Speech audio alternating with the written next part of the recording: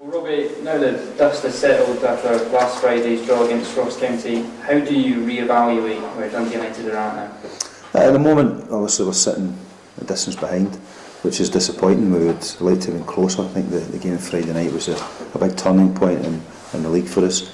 But still mathematically we can still get there, so we have to make sure that we focus on the game against Ayr United, try and get 3 points in that and try and build a little bit of pressure. It's going to be extremely difficult to get the automatic one, but while it's still there we have to continue to try and push for it and give it everything we've got.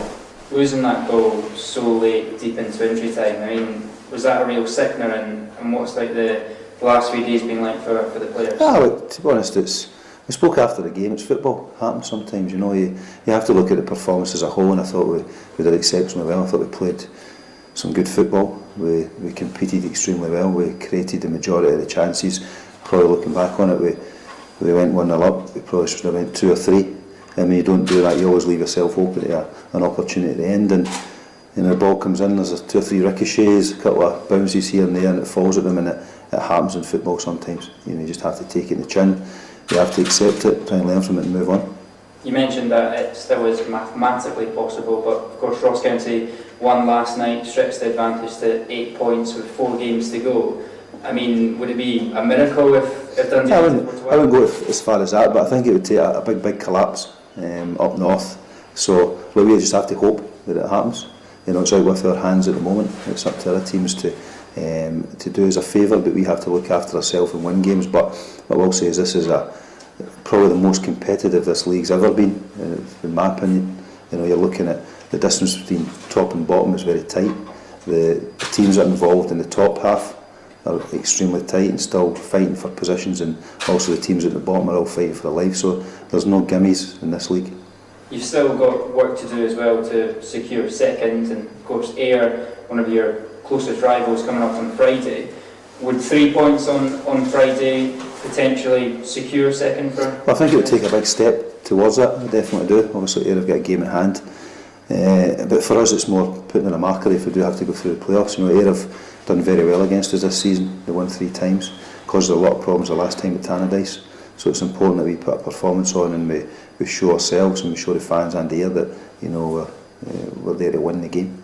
And how important are these last few games, even if it comes to a point where Ross County may have sealed the title, but in terms of creating momentum if you do head into the playoffs? Yeah, it's very important. Look, we go Ayr Utd, Inverness, Falkirk Morton, 2 teams at the top, 2 teams that fight for their life at the bottom. So we can't go into any of the games at all. At 10% off it will get turned over. And also, you're right, we have to build momentum getting in if we need to go through the playoffs. So these 4 games are very, very important. And there was a bit of signing news last week in terms of Mark Reynolds signing that pre-contract. He's of course on loan from Aberdeen. To have a player like him for next season and the years beyond that, I mean, is that a big boost for you? Yeah, we're delighted. First of all, we were delighted and grateful of Aberdeen and Derek to allow us to have him in January, because he was coming back from an injury, but he was still going to be part of their squad, but they felt it was good for him to get in some game time. He's come in, he's shown us that he's a top 6 player, top 4 player in Scotland. The way he plays, but also the way he carries himself in training and about the training ground has been fantastic. So we're delighted to get him signed up. He'll be a huge part of this squad over the coming years, because we want to develop some young players coming through the academy, but we also need experienced players there to help them through it. So it's a great one for us. Is he a marker of where Dundee United aspire to be, rather than maybe where they are at the moment? And I think the players that we've brought in January show that. We're a team that we want to get into the top flight. We want to try and push for top 6 and secure that. But it's all right saying it, you have to go and do it. We have to produce the goods on the park, and I believe that the players we've got here at the moment can do that for us. Whether that be going automatic or through the playoffs, and also, the continuity over the summer is very important. When we come back, you don't have a huge turnaround of time until you get into the Betfred, which I think it's important to get through for the club and for the fans, but also to build momentum going into the league is very important. So to get these guys signed up at this moment in time with McMullen as well, that it means that they come back first day of pre-season and we've got the majority of the squad here to build. Are you confident the squad can hold its collective nerve? Definitely, yeah. Looking at, Reynolds has played in, European games, cup finals. Peter Pollitt's the same. You know, boys are playing in cup finals down in England, playoff games down in England, won. You know, we've got a lot of winners in this squad, so I have no issues at all about that. You know, I think that it's a squad that's very experienced and has been in these situations before. And do you think it's time to show what a good team this is?